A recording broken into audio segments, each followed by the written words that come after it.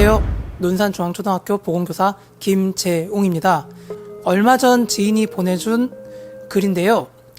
일본에서는 유치원 초중고마다 학교 수업 사례 책이 많다. 우리나라는 왜 안 하고 있지? 훌륭한 사례는 아니지만 꾸준히 사례를 남겨야 한다. 그렇게 연구에 초석이 될 수 있다. 여러 선생님들 모임에서 꾸준히 책이 나왔으면 좋겠다. 호평고등학교 권현숙 선생님. 자, 이런 글이 있었는데요.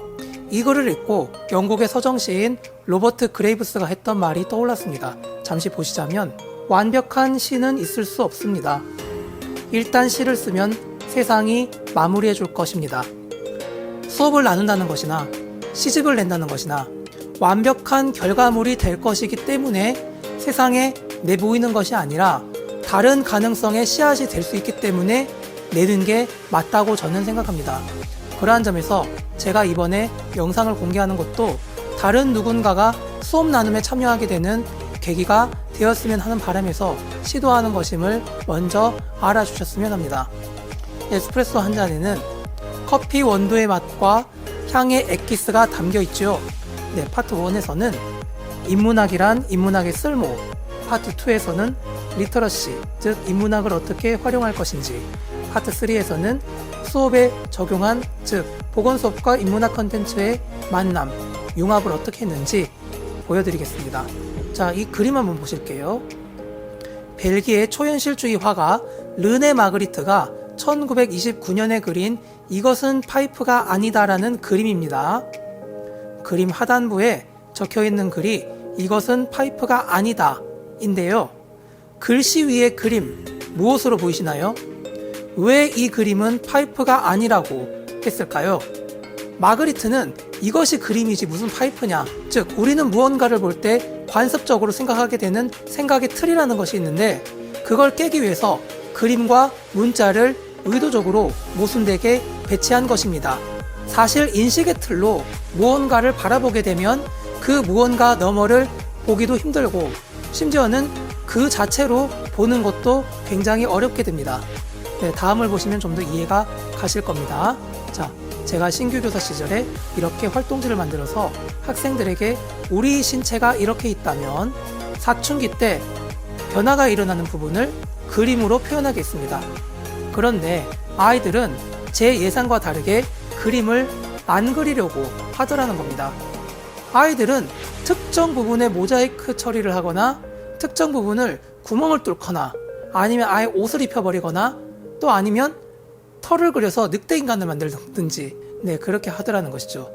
왜 이런 현상이 일어났을지 제가 곰곰이 생각을 해보니, 우리는 몸이라는 것을 있는 그대로 바라보기보다는 일종의 틀, 저는 부끄러움의 안경이라고 말씀드리고 싶은데요. 부끄러움의 안경을 쓰고 우리 몸을 바라보기 때문에 왠지 가려야 할 것 같은, 왠지 보면 안 될 것 같은 그런 생각 또는 그에 준하는 행동이 나온다고 생각하게 되었습니다. 자, 다음 슬라이드를 보시죠. 구글에서 옵티컬 일루전이라고 검색을 하면 이렇게 다양한 이미지들이 나오는데요. 자, 지금 굉장히 유명한 이미지를 보고 계신데요. 무엇으로 보이실까요? 나이 지긋한 여성 또는 젊은 여성으로 보이기도 하고요. 고릴라와 사자 또는 나무와 새, 오리와 다람쥐, 색소폰을 연주하는 사람이나 얼굴 실루엣 등으로 보이기도 할 것입니다. 자, 그렇다면 이 네 그림 각각의 정답은 무엇일까요? 딱 고정된 정답이라는 것은 없고 다양한 관점들만 있다는 것이 정답일 것입니다. 관점의 무수함, 그렇기 때문에 해야 할 작업이 바로 정의 내리기입니다. 자, 정의를 내린다는 것은 참으로 중요합니다. 왜냐? 정의를 하지 않는다는 것은 내가 생각하는 용어의 정의가 다른 사람에게도 마찬가지일 것이라고 은연중에 생각하는 것인데, 그럴 일은 현실에서 거의 일어나지 않습니다. 합의가 되지 않더라도 다양하게 존재하는 자체는 좋은데, 문제는 오해하고 있는 것인데 이해했다고 잘못 생각하는 경우가 많다는 것이지요. 어느 선생님이 술, 담배에 대해서 교육을 좀 안 했으면 좋겠다고 하길래 왜 그렇게 생각하냐고 물었더니, 괜히 술, 담배에 대해서 알게 해서 술과 담배에 대한 욕망을 일으키는 건 아니냐, 네, 이렇게 말씀하셨는데요. 그래서 제가 물었습니다. 아니, 그러면 성교육은 성에 대해서 알게 해서 성욕을 불러일으키는 것이냐? 네, 이렇게 물었더니 그렇지, 성교육 하면 안 되네. 네, 이렇게 말씀을 하시더라고요. 어느 반을 들어갔는데 학생들이 저한테 이런 요구를 했습니다. 성교육 좀 많이 했으면 좋겠어요. 성교육 좀 그만했으면 좋겠어요. 자, 같은 반에서 성교육을 더 해달라, 그만해달라, 이렇게 상반되는 요구가 나왔는데 일부를 오해했음에도 전체를 이해했다고 은연중에 생각하기 때문에 그렇습니다. 이것이 이런 느낌과 생각을 나에게 주었으니 아, 이거네. 네, 그럴 수도 있지만 훨씬 아닐 수도 있죠. 아주 아닌 건 아니지만 전부인 것도 당연히 아니고요. 자, 벤 다이어그램으로 이렇게 나타내보면 성교육이라는 전체 집합이 있다면 결국 A, B, C는 각각 다르게 이해하고 있고 우리가 정의를 한번 내려주면 가운데 교집합 부분이 넓어질 여지가 생기게 됩니다. 자, 그래서 우리가 정의를 내린다는 건 이 교집합의 범위를 확장시켜 나가는 것이고 세상에 상당히 많은 정의들은 결국 그렇게 정의한 사람의 관심 표현일 수밖에 없습니다. 네, 인문학에 대해서도 당연히 정의가 필요한데요. 이에 대해서는 굉장히 많은 정의가 있습니다. 네, 먼저 사전에는 어떻게 쓰여졌는지 살펴볼 건데요. 검색하시면 네, 이렇게 어려운 정의가 나옵니다. 학술적인 관점입니다. 배울학자가 주는 무게감도 상당히 큰데 풀어서 쓴 글도 상당히 어렵게 느껴지죠. 하지만 저는 이번 연수에서 인문학에 대해서 이렇게 정의를 하겠습니다. 인문은 결국 사람의 문의라고. 자, 사람의 문의를 살펴보고 헤아리도록 하는 것들, 사람과 사람 사이에 일어나는 이야기, 그 중에서도 남의 이야기보다는 나의 이야기, 이것을 인문학이라고 저는 정의하겠습니다. 이것이 제게 있어서 인문학의 정의고 물론 저의 관점이고 저의 관심 표현일 뿐입니다. 네, 당신에게 있어서 교육이란 무엇인가, 당신에게 있어서 사랑이란 무엇인가, 이 모두 자기의 관심을 보여주는 것이라고 할 수 있겠지요. 인문학은 철학, 역사, 예술, 그 중에서도 예술은 제1의 예술부터 제10의 예술까지 언급되고 있습니다. 그리고 영화, 사진은 광고, 기사, 뉴스, 영상과 함께 묶여서 미디어로 불리고 있습니다. 저는 이번 연수에서 인문학 리터러시와 미디어 리터러시, ICT 리터러시까지 접목해서 보여드릴 텐데요. 인문학 컨텐츠를 활용한다고 말씀드렸는데 미디어 컨텐츠가 꽤 많이 사용된 것을 아실 수 있을 겁니다. 왜냐하면 저는 미디어 또한 사람과 사람 간의 이야기를 담고 있고 미디어는 최신 트렌드를 반영하고 있기 때문에 인문학과 굳이 구별하지 않고 같이 가야 한다고 생각하고 또 그래서 함께 사용했습니다. 자, 이건 제가 선생님들께 꼭 추천드리는 건데요. 생각했던 것보다 이러한 노트 어플리케이션을 쓰시는 선생님이 적기 때문에 말씀을 드리겠습니다. 자, 선생님이 어떤 글을 읽거나 어떤 사진이나 명화, 예술 작품을 접하거나 동영상을 접하면 나중에 필요할 때 다시 꺼내볼 수 있도록 노트 어플리케이션 같은 곳에 아카이빙을 하는 작업, 그것에 익숙해지는 것이 굉장히 중요합니다. 저는 연수를 들으면 종이로 된 연수 자료도 챙기는 편이지만 그보다 PDF 파일을 반드시 챙기는데요. PDF 파일을 받아서 이런 노트 어플리케이션에 저장을 해둡니다. 연수를 많이 받다 보면 연수 자료가 차곡차곡 쌓이게 되고 그렇게 쌓인 연수 자료는 휴대폰과 동기화가 돼서 즉 다 가지고 다니는 셈이 됩니다. 게다가 특정 단어를 넣으면 그 단어가 들어간 문서를 찾고 심지어는 PDF 파일에 있는 특정 단어까지 검색을 하기 때문에 너무 편리합니다. 누군가가 글을 보내는데 나중에 쓸 수 있겠다 싶어서 따로 저장을 해두고 아, 보이지라는 말이 들어간 어떤 문장이 있었는데 싶어서 보이지 이렇게 검색을 하면 그 말이 들어간 노트가 모조리 검색이 됩니다. 코로나 지침이 하도 자주 바뀌어서 그게 몇 판에 있었더라 이렇게 단어 검색을 하면 그 해당 PDF 파일을 찾아주고요. 필요할 때마다 바로 꺼내 쓰거나 또는 전혀 관련 없는 듯하지만 연결고리를 찾아서 융합하는 식으로 다양하게 활용할 수 있게 되는 것이죠. 자, 저는 이러한 능력이 리터러시라고 생각을 하고 미디어에서든 인문학에서든 생활화가 되어야 하는 부분이라고 강조하고 싶습니다. 요즘에는 노션이라는 노트 어플리케이션을 많이 쓰고요. 저는 에버노트를 10년 정도 써왔기 때문에 그게 편해서 아직 갈아탈 생각은 하지 않고 그대로 쓰고 있습니다. 네, 선생님들에게 적합한 노트 어플리케이션을 찾아보셨으면 좋겠습니다. 저는 선생님들이 좋은 음식 많이 드시고 좋은 장소 많이 가시고 좋은 어플리케이션 많이 쓰셔서 더 편리하게 생활하셨으면 좋겠습니다. 리터러시라는 말 많이 들어보셨을 건데요. 떠오르는 게 있을 것입니다. 바로 미디어 리터러시인데요. 미디어 리터러시는 보시는 바와 같이 이렇게 수업을 진행할 수 있는 체계가 마련되어 있습니다. 하지만 인문학은 아직까지 그렇게 중시되고 있지 않은 듯한데요.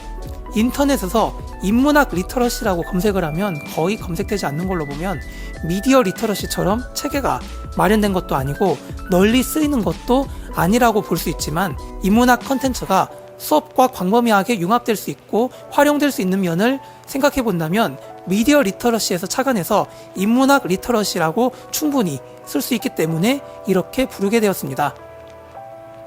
우리가 만나게 되는 대상자들에 대해서 전반적으로 이해를 하기 위해서 이렇게 책을 찾아봤는데요. 먼저 지금 이 그림에서 맨 오른쪽에 있는 사람이 들고 있는 게 무엇으로 보이시나요? 크기로 봐서 태블릿 PC 같기도 하고 스마트폰으로 보입니다.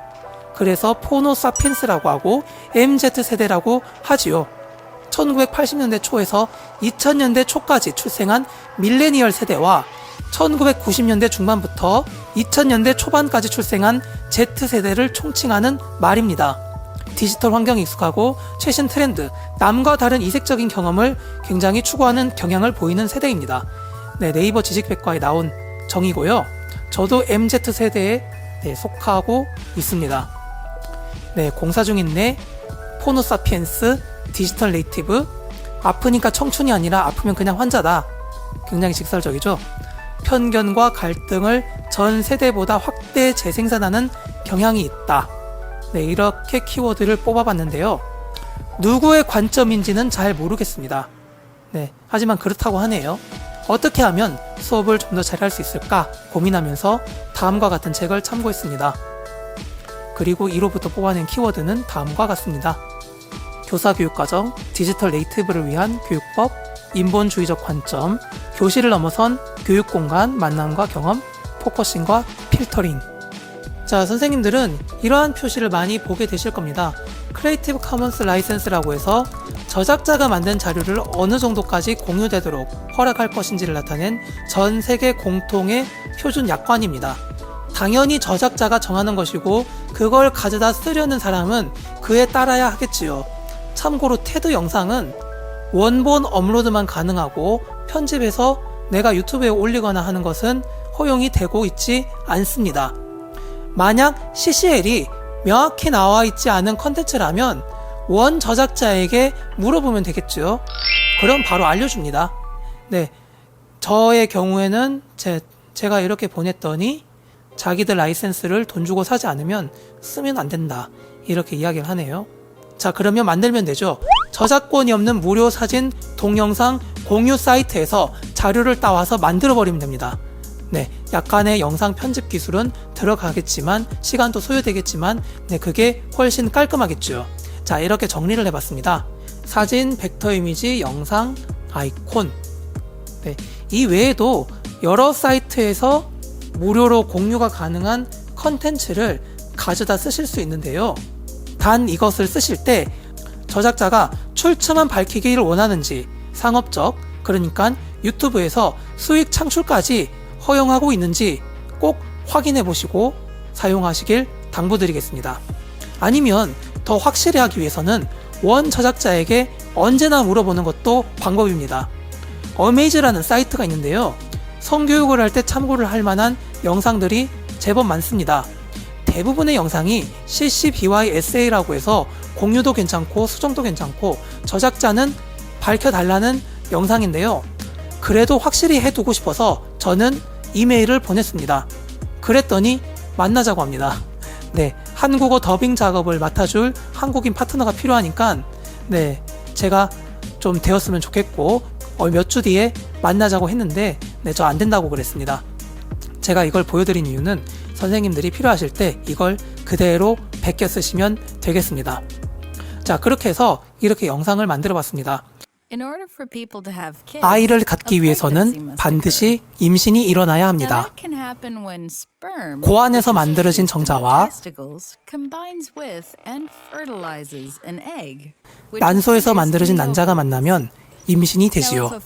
정자와 난자가 만난 수정란이 자궁벽에 자리를 잡으면 임신이 시작됩니다. 외국 영상을 자막과 함께 틀어주면 아이들이 읽기 귀찮합니다. 그래서 듣기 편하게 해줄 테니까 주의해서 잘 들어보라는 의미에서 제가 더빙을 했습니다. 자, 그러면 지금부터 보여드리는 사례는 활동에 해당하는 것만 뽑아서 보여드리는 것입니다. 그래서 제가 보여드리는 어떤 수업은 활동이 3개, 어떤 수업은 그 이하이기도 합니다. 그대로 가져다 쓰셔도 좋고요. 다만 사용 전에 충분히 숙지하셔서 수업 중에 버퍼링 시간이 길어지는 일 없도록 해주시길 당부드리겠습니다. 네, 자, 어떻게 하면 아이들이 사진을 좀 더 유심히 보게 할까 고민을 하면서 이 방법을 한번 써봤습니다. 틀린 그림 찾기, 숨은 그림 찾기, 뭐 여러 가지 명칭이 있는데 같은 그림의 다른 부분 찾기가 더 정확한 표현인 것 같습니다. 9장의 사진을 포토샵으로 수정을 했고 선생님들께 다 보내드리도록 하겠습니다. 이걸 스크린에 띄우면 뒤에 앉은 아이들까지는 잘 안 보일 수 있습니다. 따라서 이 그림을 볼 때만큼은 아이들에게 스크린 앞으로 걸어 나오라고 해서 일어서서 함께 보도록 하는 것도 방법이 될 수 있습니다. 실제로 앉아서 공부하는 것보다 서서 공부하는 것이 뇌를 더 자극한다고 합니다. 그보다는 움직이면서 공부하는 것이 뇌를 더 자극한다고 하고요. 자, 한번 찾아보실까요? 자, 찾으셨나요? 네, 이 치즈 부분, 그리고 나이프 부분, 계란 프라이에 올라간 새싹 채소 비슷한 게 차이가 나고요. 도마의 글자도 차이가 있고 바닥의 나무 결도 차이가 있습니다. 네, 다른 거 한번 보실까요? 다른 사진. 네, 이를 닦아주는 아빠로 보이는 사람의 수염에서 차이가 있고 칫솔도 차이가 있고요. 아이의 옷도 차이가 있고 뒤쪽에 세면대에 놓여진 샴푸 비슷한 것의 용량에도 차이가 있고요. 뒤쪽 문 부분도 차이가 있네요. 앞쪽 타일 부분도 차이가 있고요. 자, 이건 어떨까요?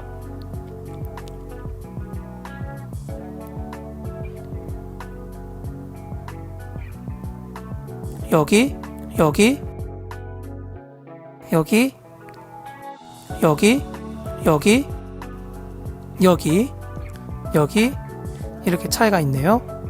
네, 다른 부분들은 선생님들이 찾아보시고 정 못 찾겠다 싶으시면 댓글로 알려주시면 가능한 한 답변을 하도록 하겠습니다. 건강을 책임지는 책이라고 해서 52페이지 분량의 책이 있습니다. 모두에게 같은 책을 나눠주고 처음부터 끝까지 슬로우 리딩을 하면 참 좋겠지만 우리 시수가 정해져 있어서 그렇게 할 수 없기 때문에 신체적, 정신적, 사회적 건강 부분과 관련된 부분만 선택해서 스캔을 하고 PPT로 띄우는 것이 방법이 될 수 있겠습니다. 이야기는 이야기대로 듣되 건강이 무슨 의미인지 주의해서 캐치하고 활동지에 적도록 했습니다.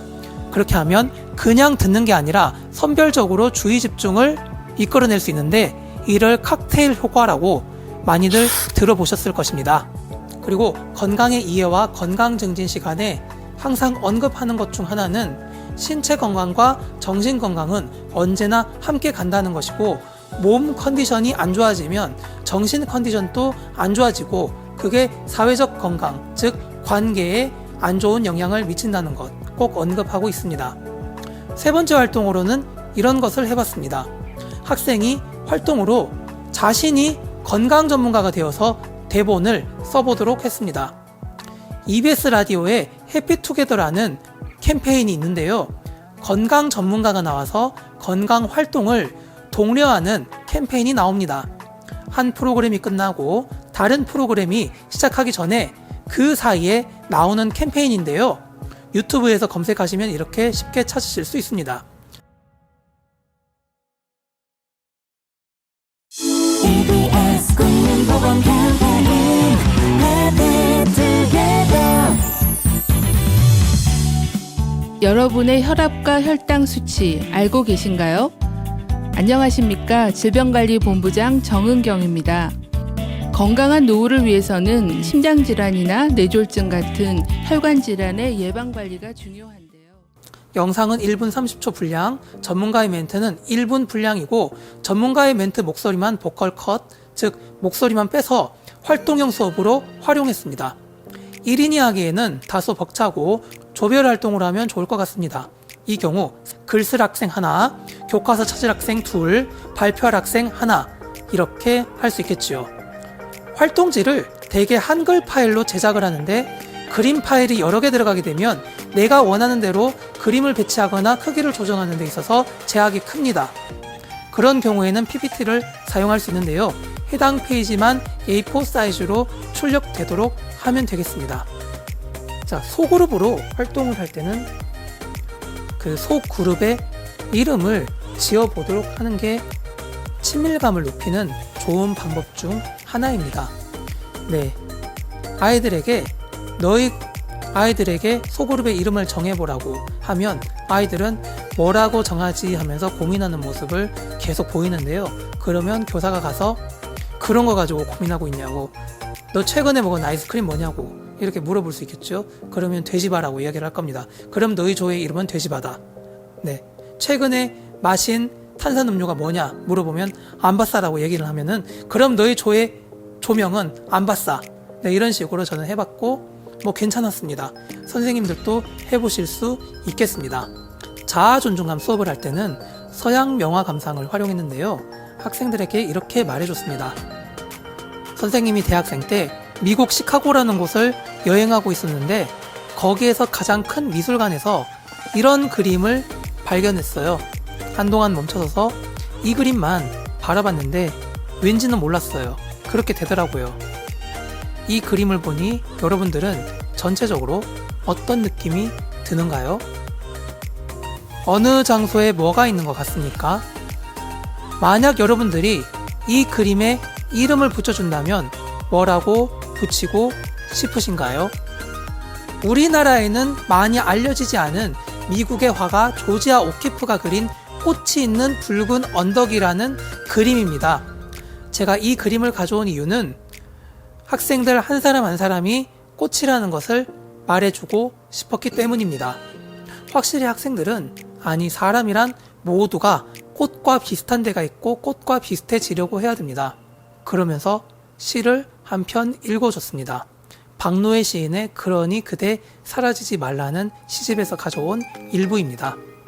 자, 먼저 시를 그냥 읽어줘버리면 말 그대로 너무 편한 마음으로 시를 감상하게 되어서 추후에 대화를 나누는데 어려움을 겪게 됩니다.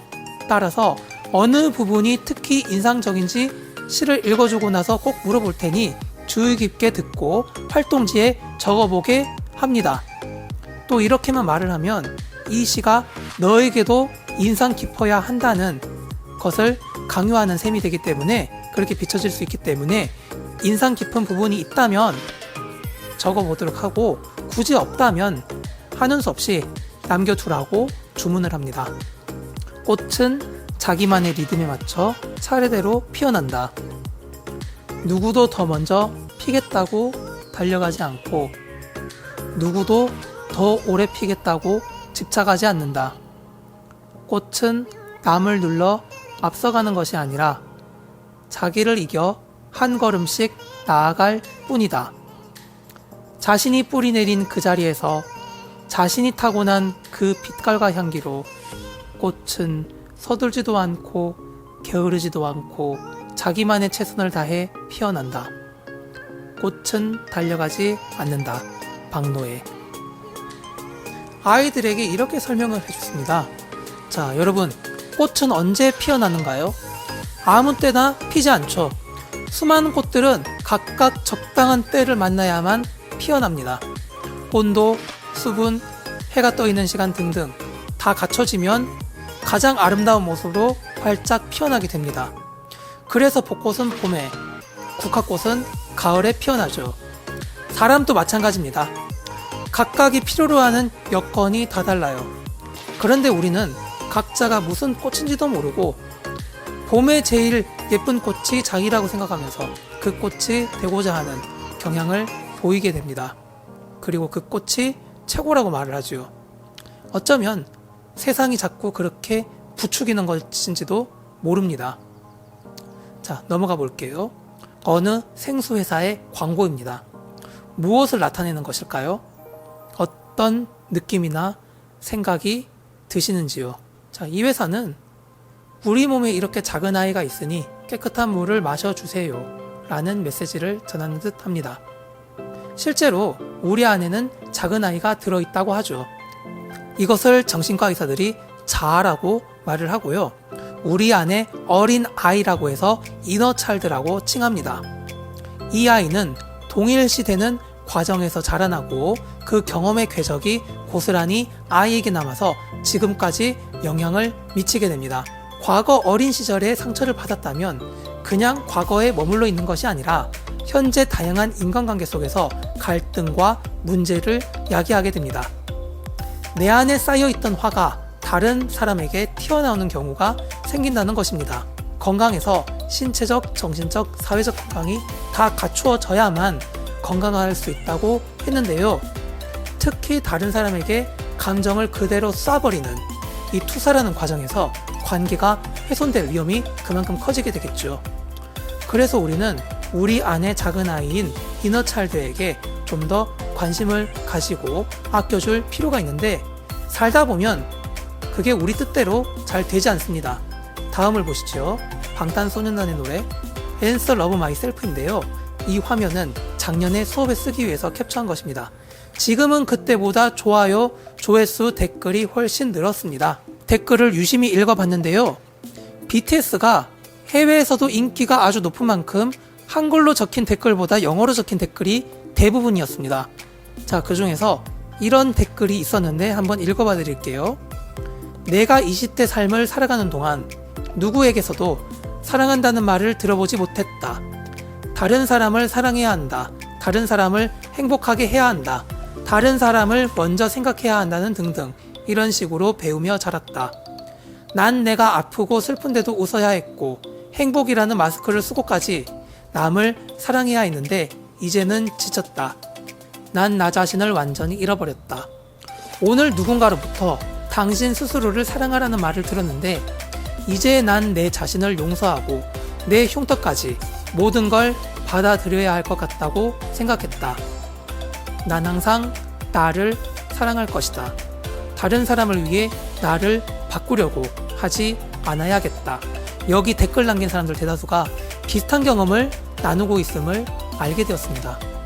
자, 이렇게 내가 싫다라는 느낌에 사로잡혀 있는 사람들이 어느 나라든 굉장히 많다는 것을 발견하게 됐는데요. 사실 우리가 너 자신을 사랑하라는 말보다는 내 이웃을 사랑하라 이런 말을 많이 듣고 자라서 왠지 나를 아껴주라는 말이 어색하게 들리는 것도 이상하지 않습니다. 이웃을 사랑하는 만큼, 아니 어쩌면 그보다 앞서서 자기부터 귀하게 여기고 아끼려고 하고 사랑하려고 하는 게 먼저라면 어떻게 하면 될까요? 자, 알고자 함, 이해하고자 함에 초점을 맞춰봤습니다. 사랑한다는 것은 알고자 함이잖아요. 그래서 과학을 사랑한다면 과학에 대해서 더 알고 싶은 마음이 생기고 역사를 사랑한다면 역사에 대해서 더 알고 싶은 마음이 커지게 됩니다. 남을 사랑한다면 그 사람이 뭐 하는지, 뭘 좋아하는지, 기타 등등 알고 싶어지듯이 나를 사랑한다는 것도 결국 마찬가지로 나 자신에 대해서 더 알고 싶어지는 그런 게 아닐까 싶습니다. 자, 이런 글귀를 읽어줬습니다. 소설 내 영혼이 따뜻했던 날들에 나오는 구절인데요. 한번 읽어보시죠.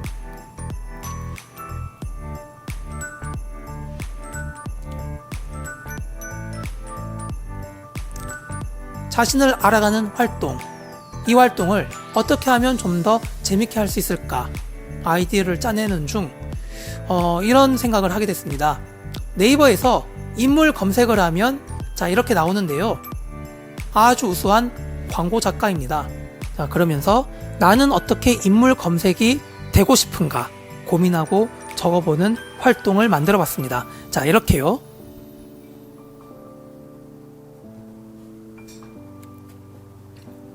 ARCS 이론이라고 수업의 동기를 어떻게 부여할 것인지 방안을 제시하는 이론인데요. 이렇게 학생들에게 친숙한 인물을 쓰게 되면 아이들의 흥미와 동기 수준을 더욱 올릴 수 있기 때문에 저는 저의 예를 사용해 보았습니다. 네, 1번으로 처음 보는 친구들에게 나 자신을 어떻게 설명할 것인가요? 여기에서 나에 대한 소개는 나는 어느 학교에 다니고 몇 살이고 어디에 살고는 언급되면 안 된다고 했습니다. 이것은 나 자신을 보여주는 것이 아니기 때문이죠. 자, 두 번째 문제로 지금까지 난 어떤 삶을 살아왔는지 돌아보며 쭉 적어보세요. 이렇게 2번 문제로 냈습니다. 우리가 우리 자신을 안다는 건 생각을 통해서 아는 것이 아니라 많은 경험을 몸으로 직접 하면서 성찰을 통해서 알게 됩니다. 하지만 우리가 수업 중에 꾸레레 교육과정에서 말하는 것처럼 교육적 체험 등과 더불어 자기 삶을 들여다보는 시간을 가져보는 것도 그 자체로 충분한 의미가 있기 때문에 이렇게 계획을 해봤습니다. 자, 활동지고요.